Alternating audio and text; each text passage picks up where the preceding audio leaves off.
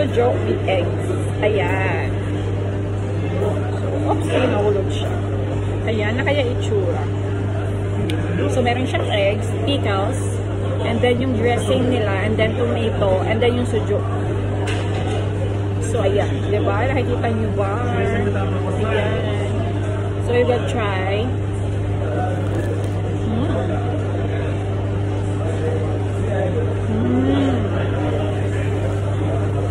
Sarap. Ito yung sujo.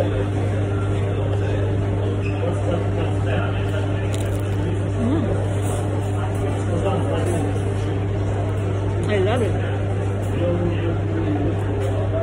Masarap.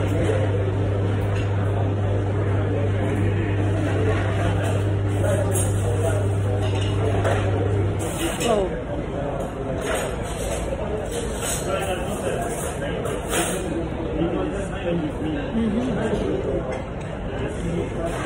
Sobrang sarap. So, yun ang sujo with eggs.